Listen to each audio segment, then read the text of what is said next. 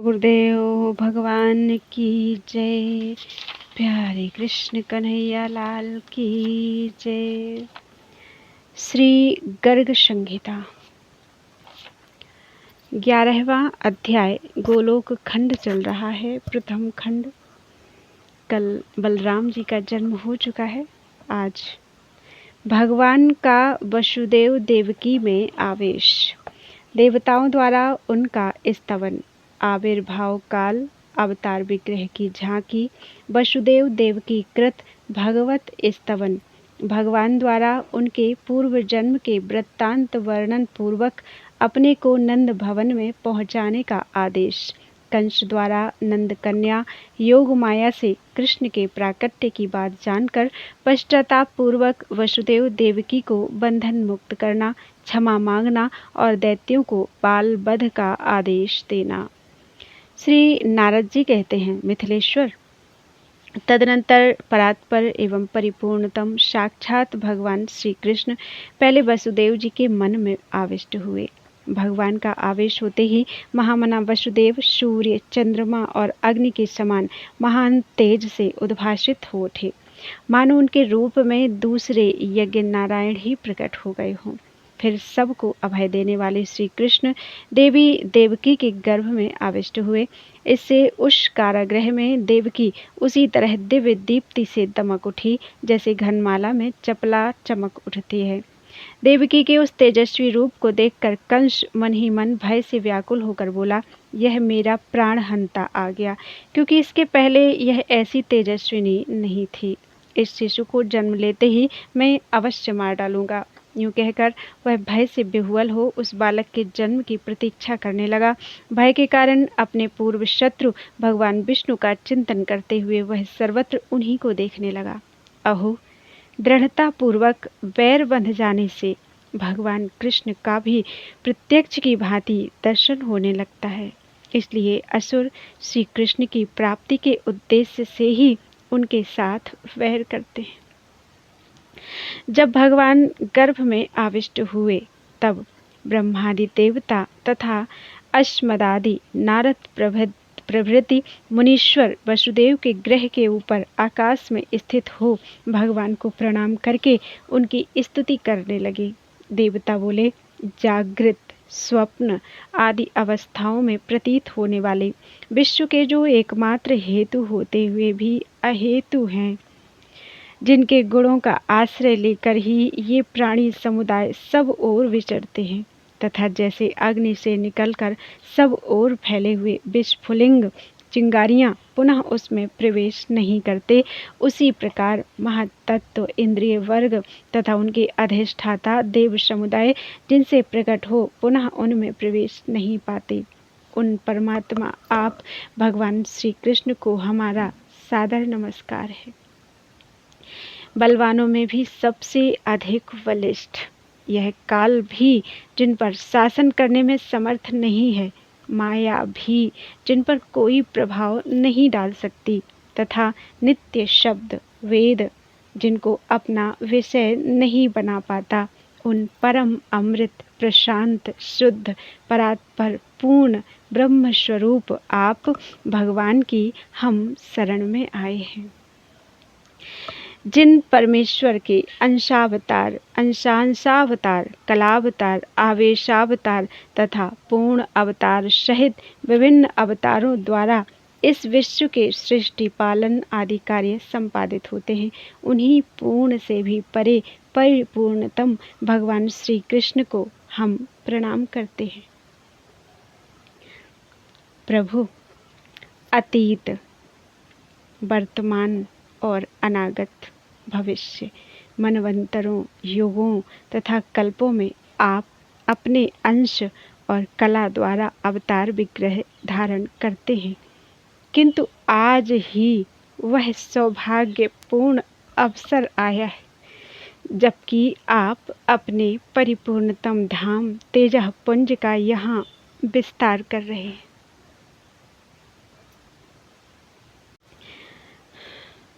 अब इस परिपूर्णतम अवतार द्वारा भूतल पर धर्म की स्थापना करके आप लोक में मंगल कल्याण का प्रसार करेंगे। आनंद कंद। देवकी नंदन, आपकी जो चरण रज विशुद्ध अंतःकरण वाले योगियों के लिए भी दुर्लभ और अगम्य है, वही उन बड़भागी भक्तियों के लिए परम सुलभ है, जो अपने निर्मल हृदय में भक्ति योग धारण करके सदा प्रीति रस में निमग्न हो द्रवित चित्त रहते हैं। शिशु रूप में मंद मंद विचरने वाले आपके चरणारविंदों के मकरंद एवं पराग को हम सानुराग सिर पर धारण करें। यही हमारी आंतरिक अभिलाषा है। आप पहले से ही परम कमनीय कलेवरधारी हैं और यहाँ इस अवतार में भी उसी कमनीय रूप से आप सुशोभित होंगे। आपका रूप कोटि शत कामदेवों को भी मोहित करने वाला और परम अद्भुत है। आप गोलोक धाम में धारित दिव्य दीप्ति राशि को यहाँ भी धारण करेंगे। सर्वोत्कृष्ट धर्म धन के धारयिता आप श्री राधा वल्लभ को हम प्रणाम करते हैं।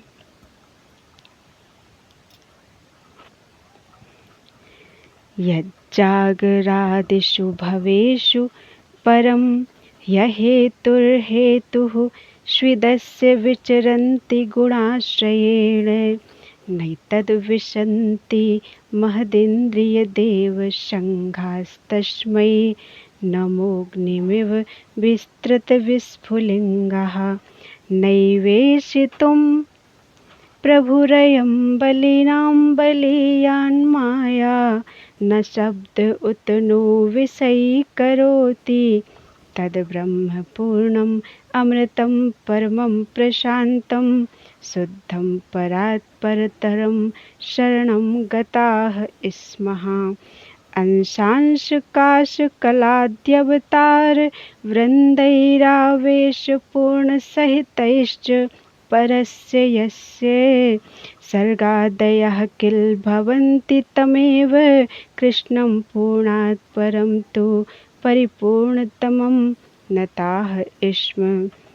मन्वन्तरेषु च युगेषु युगेषु गतागतेषु कल्पेषु चांसकलया स्ववपुर्बिभर्षि अद्यैव धाम परिपूर्णतमं तनोषि धर्मं विधाय भुवि मङ्गलमातनोषि। यद्दुर्लभं विशदयोगिविरम्य गम्यं गम्यं द्रवदभिर्मलाशय भक्तियोगैः आनन्दकन्दचरतस्तौ मन्दयान् पादारविन्दं करन्दरजो दधामः। पूर्वं तथात्र कमनीयवपुष्मयं त्वां कन्दर्पकोटिशतमोहनम् अद्भुतं च गोलोकधामधिषणद्युतिमादधानं राधापतिं धरं धुर्यधनं दधानम्।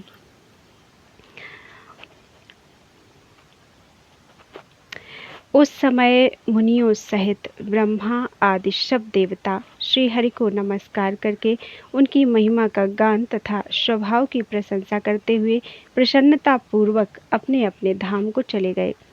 मिथिला सम्राट बहुलाशो तदनंतर जब श्री हरि के प्राकट्य का समय आया, आकाश स्वच्छ हो गया, दसों दिशाएं निर्मल हो गई, तारे अत्यंत उद्दीप्त हो उठे, भूमंडल में प्रसन्नता छा गई, नदी नद सरोवर और समुद्र के जल स्वच्छ हो गए, सब ओर सहस्र दल तथा शतदल कमल खिल उठे, वायु के स्पर्श से उनके सुगंध युक्त पराग सब दिशाओं में फैलने लगे, उन कमलों पर भ्रमर गुंजार करने लगे, शीतल मंद सुगंध वायु बहने लगी, जनपद और ग्राम सुख सुविधा से संपन्न हो गए, बड़े बड़े नगर तो मंगल के धाम बन गए, देवता ब्राह्मण पर्वत वृक्ष और गौएं सभी सुख सामग्री से परिपूर्ण हो गए, देवताओं की दुंदुभियां बज उठी, साथ ही जय जयकार की ध्वनि सब ओर व्याप्त हो गई।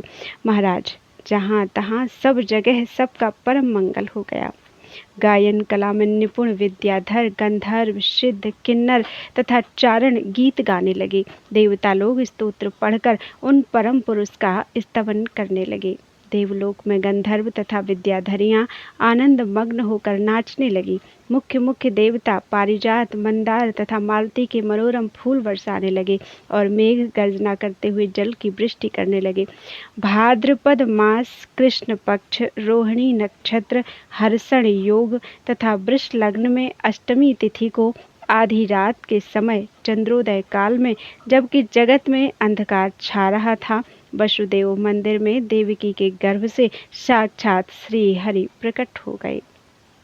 ठीक उसी तरह जैसे अरण्य काष्ठ से अग्नि का आविर्भाव होता है।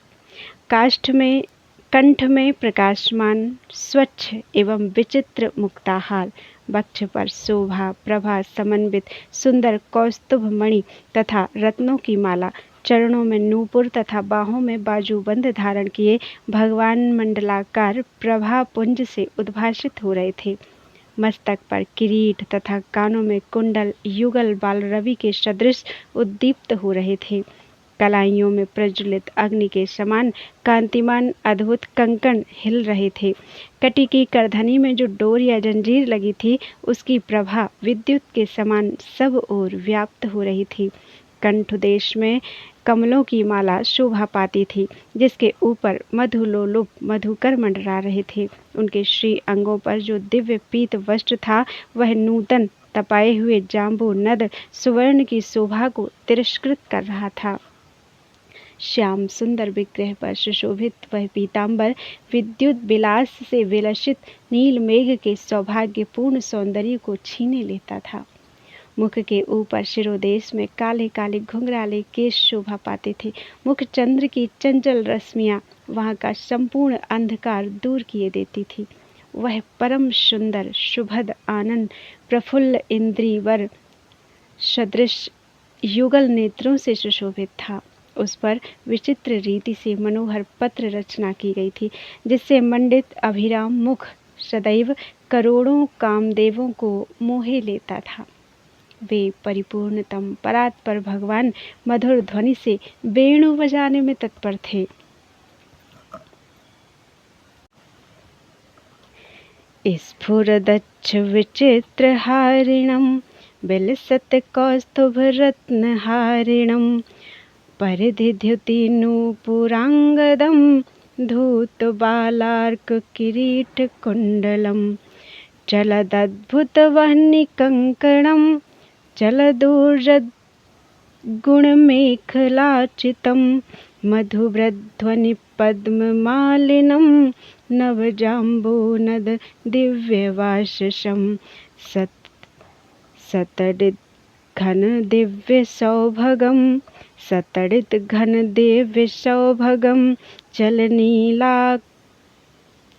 चलनीलालक वृन्मुखं चलदंशुतमोहरं परं शुभदं सुन्दरम् अम्बुजेक्षणं कृतपत्रविचित्रमण्डनं सततं कोटिमनोजमोहनं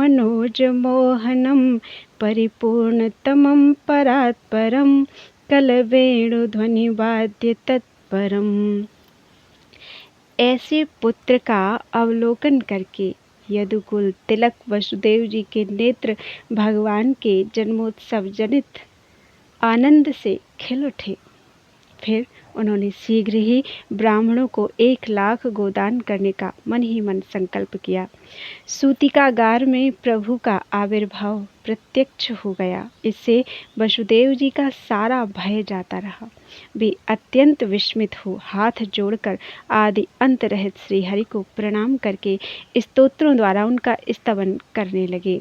वसुदेव जी बोले, भगवान जो एकमात्र अद्वितीय हैं, वे ही परब्रह्म परमात्मा आप प्रकृति के सत्वादि गुणों के कारण अनेक रूपों में प्रतीत होते हैं। आप ही संहारक, आप ही उत्पादक तथा आप ही इस जगत के पालक हैं।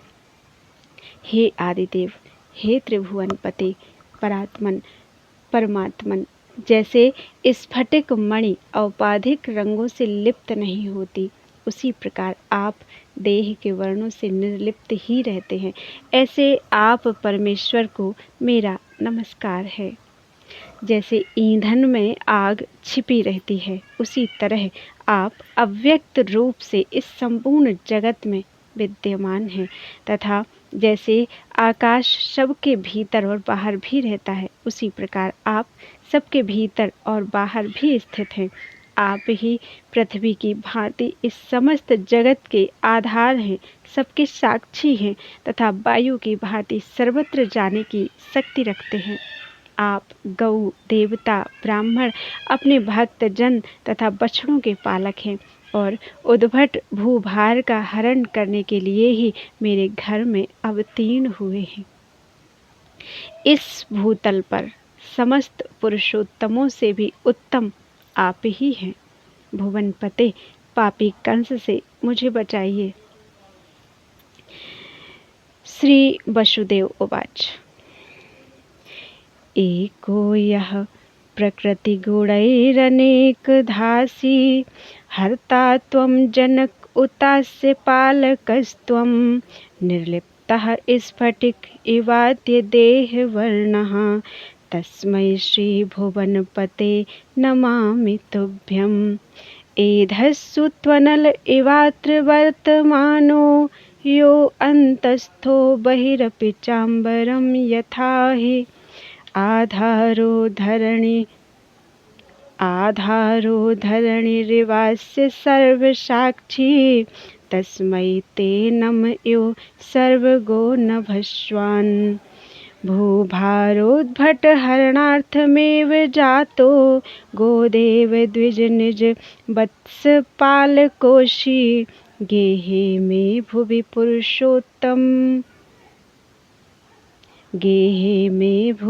पुरुषोत्तमोत्तम अस्त्वं कंसान् मां भुवनपते प्रपाहि पापात्। श्री नारद जी कहते हैं, मिथिलापते, सर्व देवता स्वरूपिणी देवकी को भी यह ज्ञात हो गया कि मेरे घर में परिपूर्णतम भगवान साक्षात श्याम सुंदर श्री कृष्ण का आविर्भाव हुआ है। अतः वे भी उन्हें नमस्कार करके बोली। देवकी ने कहा, हे सच्चिदानंद श्री कृष्ण, हे अगणित ब्रह्मांडों के स्वामी, हे परमेश्वर, हे गोलोक धाम मंदिर की ध्वजा, हे आदिदेव, हे पूर्ण रूप ईश्वर, हे परिपूर्णतम परमेश, हे प्रभु, आप पापी कंस के भय से मेरी रक्षा कीजिए।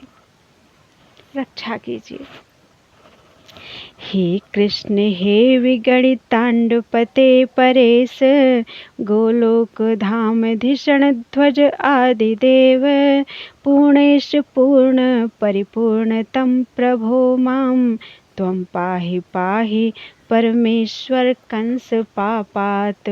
श्री नारद जी कहते हैं, राजन, पिता माता की ओर से किया गया वह स्तवन सुनकर पापनाशन साक्षात परिपूर्णतम भगवान श्री कृष्ण मंद मंद मुस्कुराते हुए देवकी तथा वसुदेव से बोले। श्री भगवान ने कहा, पूर्व सृष्टि में ये माता पतिव्रता प्रश्नी थी और आप प्रजापति सुतपा, आप दोनों ने संतान के लिए ब्रह्मा जी की आज्ञा से अन्न और जल का त्याग करके बड़ी भारी तपस्या की थी। एक मनवंतर का समय बीत जाने पर भी प्रजा की कामना से आपकी तपस्या चलती रही। तब मैं आप दोनों पर प्रसन्न होकर बोला, आप लोग कोई उत्तम वर मांग ले। मेरी बात सुनकर आप तत्काल बोले, प्रभु, हम दोनों को आपके समान पुत्र प्राप्त हो। उस समय तथास्तु कहकर जब मैं चला आया, तब आप दोनों दंपति अपने पुण्य कर्म के फल स्वरूप प्रजापति हुए। संसार में मेरे समान तो कोई पुत्र है नहीं, यह विचार कर मैं स्वयं परमेश्वर ही आपका पुत्र हुआ। उस समय भूतल पर मैं प्रश्नि गर्भ नाम से विख्यात हुआ। फिर दूसरे जन्म में जब आप कश्यप और अदिति हुए, तब मैं आपका पुत्र वामन आकार वाला उपेंद्र हुआ। उसी प्रकार इस वर्तमान जन्म में भी मैं परात्पर परमेश्वर आप दोनों का पुत्र हुआ हूँ। पिताजी, अब आप मुझे नंद भवन में पहुँचा दें, इससे आप दोनों को कंस से कोई भय नहीं होगा। नंद राय की पुत्री को यहाँ ले आकर आप सुखी होइएगा। श्री नारद जी कहते हैं, राजन, यूं कहकर भगवान महामौन हो उन दोनों के देखते देखते वर्तमान स्वरूप को अदृश्य करके बाल रूप होकर पृथ्वी पर पड़ गए, जैसे किसी नट ने क्षण भर में वेश परिवर्तन कर लिया हो। शिशु को पालने में सुलाकर ज्यों ही वसुदेव ले जाने को उद्यत हुए, त्यों ही महावन में नंद पत्नी के गर्भ से योग माया ने स्वतः जन्म ग्रहण किया। उसी के प्रभाव से सब लोग सो गए। पहरेदार भी नींद लेने लगे। सारे दरवाजे मानो किसी ने खोल दिए। सांकल और अर्गलाएं टूट फूट गईं। श्री कृष्ण को माथे पर लिए जब वसुदेव जी गृह से बाहर निकले, उस समय उनके भीतर का अज्ञान और बाहर का अंधेरा स्वतः दूर हो गया। ठीक उसी तरह जैसे सूर्योदय होने पर अंधकार का तत्काल नाश हो जाता है। आकाश में बादल घिर आए और वे जल की वृष्टि करने लगे। तब सहस्त्र मुख वाले स्वयं प्रकाश शेषनाग अपने फनों से छत्र छाया करके गिरती हुई जल की धाराओं का निवारण करते हुए उनके पीछे पीछे चलने लगे।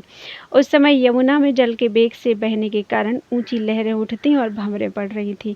वे सिंह और सर्पादी जंतुओं को भी बहाए लिए जाती थी, किंतु सरिताओं में श्रेष्ठ उन कलिंद नंदिनी यमुना ने वसुदेव जी को तत्काल मार्ग दे दिया।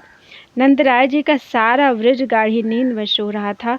वहां पहुंचकर वसुदेव जी ने अपने परम शिशु को यशोदा जी की सैया पर शीघ्र सुलाकर उस दिव्य कन्या को देखा।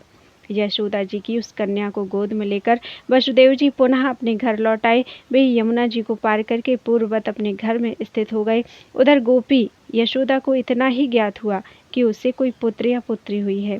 वे प्रसव वेदना के श्रम से अत्यंत थकी होने के कारण अपनी सैया पर आनंद की नींद लेती हुई सो गई थी। इधर बालक के रोने की आवाज़ सुनकर पहरेदार राजभवन में उपस्थित हुए और जाकर वीर कंस को बालक के जन्मने की सूचना दी। यह समाचार कान में पड़ते ही कंस भय से कातर हो तुरंत सूतिका गृह में जा पहुंचा। उस समय सती साध्वी बहन देवकी दीन की तरह रोती हुई भाई से बोली। देवकी ने कहा, भैया, आप दीन दुखियों के प्रति स्नेह और दया करने वाले हैं। मैं आपकी बहन हूँ, तथापि कारागार में डाल दी गई हूँ। मेरे सभी पुत्र मार डाले गए हैं। मैं वह अभागिनी माँ हूँ जिसके बेटों का वध कर दिया गया है। एकमात्र यह बेटी बची है, इसे मुझे भीख में दे दीजिए। यह स्त्री है, इसका वध करना आप जैसे वीर के योग्य नहीं है। कल्याणकारी भाई, इस कल्याणी कन्या को तो मेरी गोद में दे ही दीजिए, यही आपके योग्य कार्य होगा।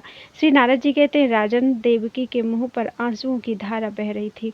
उसने मोह के कारण बेटी को आंचल में छिपाकर बहुत विनती की और बहुत रोई गिड़गिड़ाई, तो भी उस दुष्ट ने बहन को डांट डपट कर उसकी गोद से वह कन्या छीन ली। वह यदुकुल का कलंक एवं महानीच था। सदा कुसंग में रहने के कारण उसका जीवन पापमय हो गया था। उस दुरात्मा ने अपनी बहन की बच्ची के दोनों पैर पकड़कर उसे शिला पर दे मारा। वह कन्या साक्षात योग माया का अवतार देवी अनंशा थीं। कंस के हाथ से छूटते ही वह उछलकर आकाश में चली गई। सहस्त्र अश्वों से जुते हुए दिव्य शतपत्र रथ पर जा बैठी। वहां चमर डुलाए जा रहे थे। उस शुभ्र रथ पर बैठकर वह दिव्य रूप धारण किए दृष्टिगोचर हुई। उसके 8 भुजाएं थीं और सब में आयुध शोभा पा रहे थे। वह माया देवी अपने पार्षदों से परिसेवित थी। उसका तेज 100 सूर्यों के समान दिखाई देता था। उसने मेघ गर्जना तुल्य गंभीर वाणी में कहा। श्री योग माया बोली, कंस, तुझे मारने वाले परिपूर्णतम परमात्मा साक्षात भगवान श्री कृष्ण तो कहीं और जगह अवतीर्ण हो गए। इस दीन देवकी को तू व्यर्थ दुख दे रहा है। श्री नारद जी कहते हैं, राजन, उससे यूं कहकर भगवती योगमाया विंध्य पर्वत पर चली गईं। वहां वे अनेक नामों से प्रसिद्ध हुई। योगमाया की उत्तम बात सुनकर कंस को बड़ा आश्चर्य हुआ। उसने देवकी और वसुदेव को तत्काल बंधन मुक्त कर दिया। कंस ने कहा, बहन और बहनोई वसुदेव जी, मैं पापात्मा हूँ, मेरे कर्म पापमय हैं। मैं इस यदुवंश में महानीच और दुष्ट हूँ। मैं ही इस भूतल पर आप दोनों के पुत्रों का हत्यारा हूँ। आप दोनों मेरे द्वारा किए गए इस अपराध को क्षमा कर दें। मेरी बात सुने। मैं समझता हूँ यह सब काल ने किया कराया है। जैसे वायु मेघमाला को जहाँ चाहे उड़ा ले जाती है, उसी तरह काल ने मुझे भी स्वेच्छा अनुसार चलाया है। मैंने देव वाक्य पर विश्वास कर लिया, किंतु देवता भी असत्यवादी ही निकले। इस योग माया ने बताया है कि तेरा शत्रु भूतल पर अवतीर्ण हो गया, किंतु वह कहाँ उत्पन्न हुआ है यह मैं नहीं जानता। श्री नारद जी कहते हैं, राजन, यूं कहकर कंस बहन और बहनोई के चरणों पर गिर पड़ा और फूट फूट कर रोने लगा। उसके मुंह पर अश्रुधारा बह चली। उसने उन दोनों के प्रति सौहार्द अत्यंत स्नेह दिखाते हुए उनकी बड़ी सेवा की। अहो, परिपूर्णतम प्रभु श्री कृष्ण चंद्र के दयादान दक्ष कटाक्षों से भूतल पर क्या नहीं हो सकता। तदनंतर प्रातःकाल दुरात्मा कंस ने प्रलंब आदि बड़े बड़े असुरों को बुलाया और योगमाया ने जो कुछ कहा था वह सब उनसे कह सुनाया। कंस ने कहा, मित्रों, जैसा कि योग माया ने बताया है, मेरा विनाश करने वाला शत्रु पृथ्वी पर कहीं उत्पन्न हो चुका है। अतः तुम लोग जो 10 दिन के भीतर उत्पन्न हुए हैं और जिनको जन्म लिए 10 से अधिक दिन निकल गए हैं, उन समस्त बालकों को मार डालो। दैत्यों ने कहा, महाराज, जब आप द्वंद्व युद्ध में उतरे थे उस समय रणभूमि में आपके चढ़ाए हुए धनुष की टंकार सुनकर सब देवता भाग खड़े हुए थे। फिर उन्हीं से आप भय क्यों मान रहे हैं? गौ, ब्राह्मण, साधु, वेद, देवता तथा धर्म और यज्ञ आदि जो दूसरे दूसरे तत्व हैं, वे ही भगवान विष्णु के शरीर माने गए हैं। इन सब के विनाश में दैत्यों का बल ही समर्थ माना गया है। यदि महाविष्णु, जो आपका शत्रु है, इस पृथ्वी पर उत्पन्न हुआ है, तो उसके वध का यही उपाय है कि गौ, ब्राह्मण आदि विशेष रूप से हिंसा का अभियान चलाया जाए। श्री नारद जी कहते हैं, राजन, कंस ने दैत्यों को यह करने की आज्ञा दे दी। इस प्रकार उसका आदेश पाकर वे महान उद्भट दुष्ट दैत्य आकाश में उड़ चले और गौ, ब्राह्मण आदि को पीड़ा देने तथा नवजात बालकों की हत्या करने लगे। समुद्र पर्यंत समस्त भूमंडल में वे इच्छानुसार रूप धारण करने वाले दैत्य सर्पों और चूहों की तरह घर घर में घुसने और विचरने लगे। उद्भट दैत्य तो स्वभाव से ही कुमार्गामी होते हैं। उस पर भी उन्हें कंस की ओर से प्रेरणा प्राप्त हो गई थी। एक तो बंदर, फिर वह शराब पी ले और उस पर भी उसे बिच्छू डंक मार दे तो उसकी चपलता के लिए क्या कहना। यही दशा उन दैत्यों की थी। वे भूतग्रस्त हो गए थे। विदेह कुलनंदन, मैथिल नरेश, विष्णु भक्त धर्मात्माओं में मुख्य, परम तपस्वी, प्रतापी, अंगराज, बहुलासु जनक, भूमंडल पर साधु संतों की यह अवहेलना धर्म, अर्थ, काम और मोक्ष, इन चारों पुरुषार्थों का संपूर्णतया नाश कर देती है। इस प्रकार श्री गर्ग संहिता में गोलोक खंड के अंतर्गत नारद बहुलाशु संवाद में श्री कृष्ण जन्म वृत्तांत का वर्णन नामक 11वां अध्याय पूरा हुआ। बोलो वृंदावन बिहारी लाल की जय। त्वदीयं वस्तु गोविंदम तुभ्यमेव समर्पितम्। श्रीकृष्ण अर्पणम् अस्तु।